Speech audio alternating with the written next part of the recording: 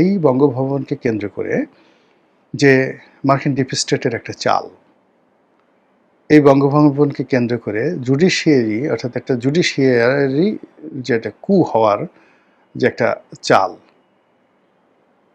এটা কিন্তু শেখ হাসিনার জমানাতেও এই জুডিশিয়াল কু হওয়ার চেষ্টা করা হয়েছিল।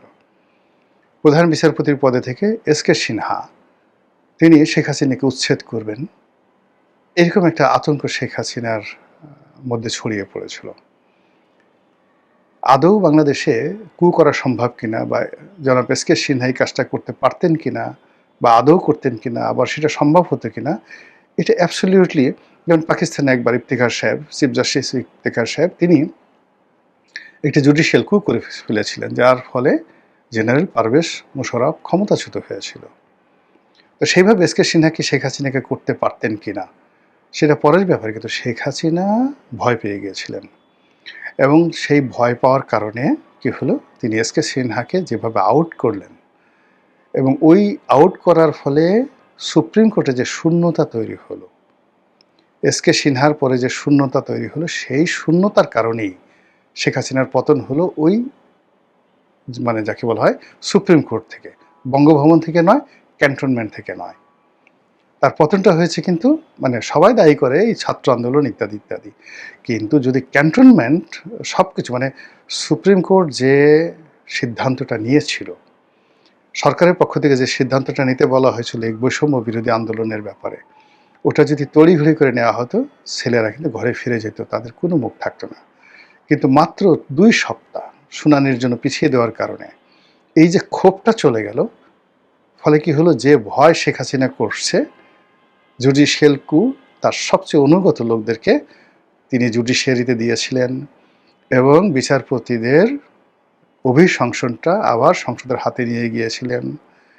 এস.কে. সিনহা যেভাবে সেপারেশন মাজদার হোসেন মামলার আলোকে যেভাবে সুপ্রিম কোর্টের জন্য আলাদা একটি সেক্রেটারিয়েট গঠন করে মন্ত্রণালয়ের বাইরে পুরো জুডিশিয়ারিটাকে সুপ্রিম কোর্টের আন্ডারে আনতে চেয়েছিলেন, পুরো জিনিসটা শেখ হাসিনা উল্টে দিয়েছিলেন এবং পরবর্তীতে এস.কে. সিনহার পর যারাই আসেন তারা শেখ হাসিনার এত অনুগত, যেটা লোয়ার কোর্টে মানে লোয়ার কোর্টেও এত আনুগত্যটা সরকারের প্রতি কেউ দেখায় না।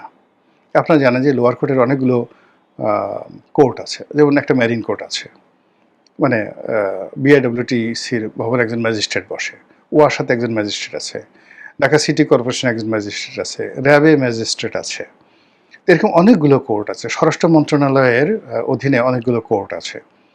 এখন এই কোর্টগুলো স্ব মন্ত্রণালয় বা বিভাগের প্রধানকে, ওই জাতীয় রাজস্ব বোর্ডের একটা কোর্ট আছে এরকম, তারপরে ভ্যাট অ্যাপিলেট কর যেটা কোর্ট, তার সাথে সাথে একটা শ্রম আদালত আছে, এরকম অসংখ্য কোর্ট আছে। যেমন শ্রম আদালত এখন শ্রম মন্ত্রণালয়ের যতটা না দাবিদারি করে, বা এনবিআর এর যে ভ্যাট অ্যাপিলেট ট্রাইব্যুনাল, ওখানে যে কজন বিচারকরা আছেন জয়েন্ট ডিস্ট্রিক্ট জাজ পর্যায়ের, তারা এনবিআর এর চেয়ারম্যানকে যতটা প্রিভিলেজ বা পাত্তা দেয়, তার সে 1000 গুণ সুপ্রিম কোর্ট শেখ হাসিনার জমানাতে আওয়ামী লীগের মন্ত্রী এমপিদেরকে দিত। এমনকি হারুনকেও, মানে পুলিশ কর্মকর্তা হারুনকেও চিফ জাস্টিস প্রিভিলেজ দিতেন, ছাত্রলীগের সভাপতি গিয়ে তার সঙ্গে দেখা করতেন। এরকম একটা অবস্থায় শেষ দিকে তিনি নিয়ে গিয়েছিলেন। এই যে তার যে আতঙ্ক হয়ে সে পুরো সুপ্রিম কোর্টের যত পাওয়ার আছে সব পাওয়ারগুলো কাটছাট করে তিনি দিয়েছিলেন।